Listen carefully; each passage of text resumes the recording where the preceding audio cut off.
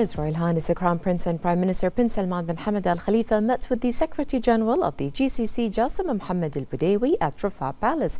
His Royal Highness affirmed that Bahrain, under the leadership of His Majesty King Hamad bin Isa Al Khalifa, remains steadfast in its support for the continued advancement of the GCC and its joint action, reflecting the Kingdom's deep-rooted belief in the importance of unity amongst the Gulf states and its commitment to strengthening coordination and cooperation among GCC member states. His Royal Highness emphasized the importance of creating opportunities that advance greater integration within the Council in line with the visions and aspirations of the GCC leaders. His Royal Highness was briefed by Al Budawi on the progress made in implementing the directives and decisions issued by the GCC leaders during the extraordinary consultative Gulf Summit of the GCC Supreme Council held in April. His Royal Highness highlighted the deep-rooted and long-standing relationship between Bahrain and all GCC member states and directed the Secretary General to ensure the Council achieves the visions and aspirations of GCC leaders to contribute to furthering joint Gulf action in support of regional security,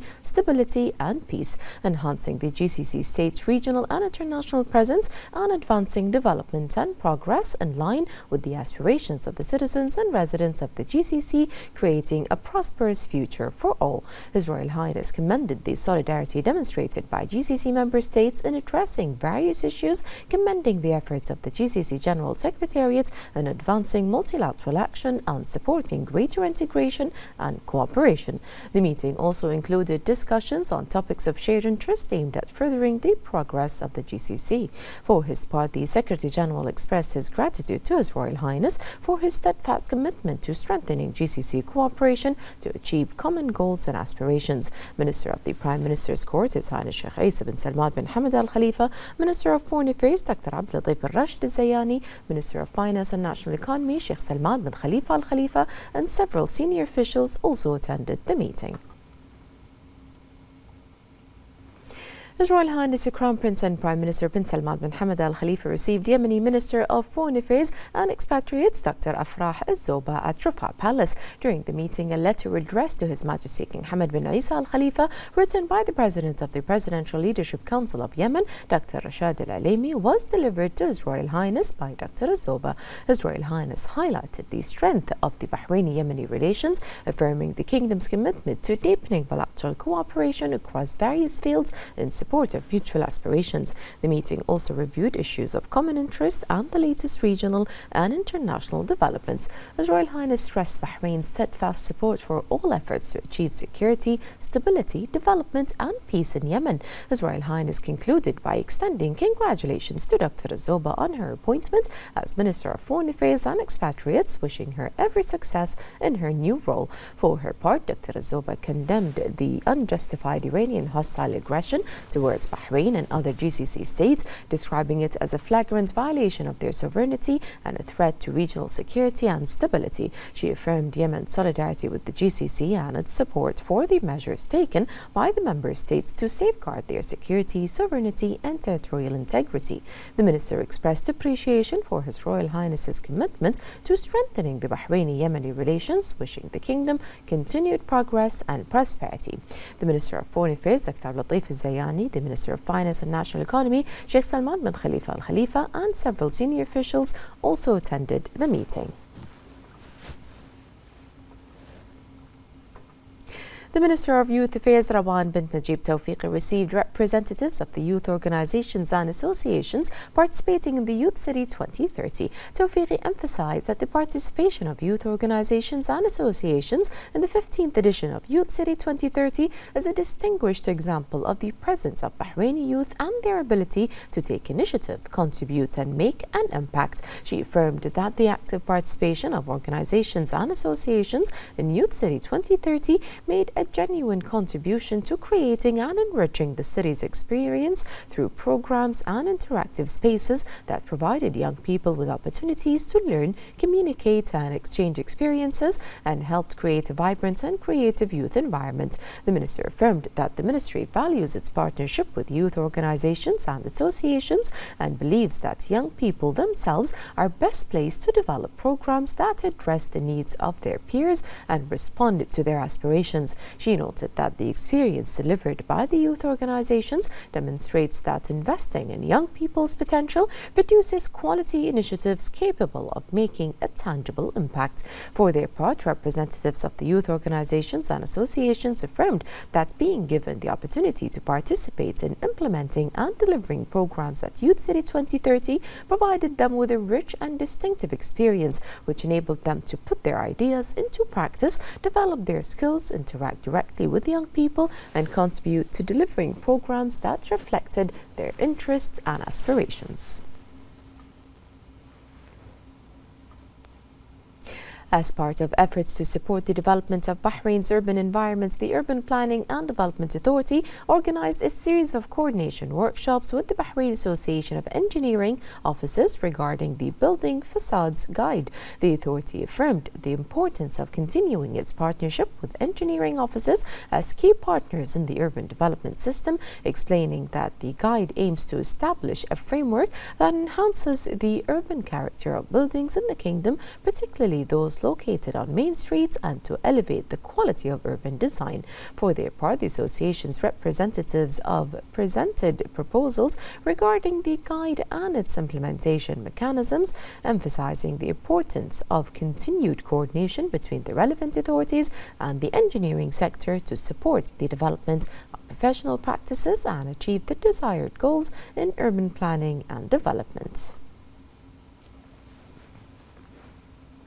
The National Bureau for Revenue has developed the Profile Update Request Service to streamline the process of updating the profile data for taxpayers registered with the Bureau. The upgraded service has reduced the processing time from 30 business days to 5 business days. In this regard, the NBR CEO Rana Faqihi affirmed that this development is an extension of the Bureau's approach to continuously improve its services and enhance their efficiency by adapting best practices in streamlining procedures. She added that the service's re-engineering reflects the Bureau's commitment to providing more flexible and user-friendly service by streamlining service delivery pathways and improving procedures to accelerate processing times.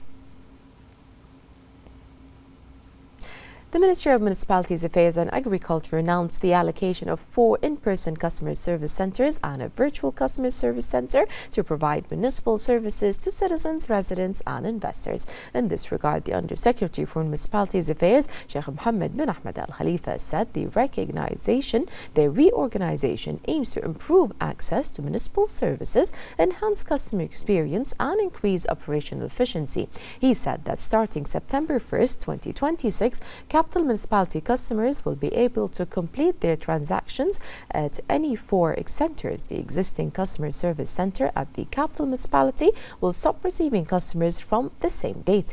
The Undersecretary said this arrangement will help distribute customers and requests across the centres and speed up transactions. He added that the recently launched virtual customer service centre enables customers to complete a large proportion of transactions and make inquiries without visiting a centre in person.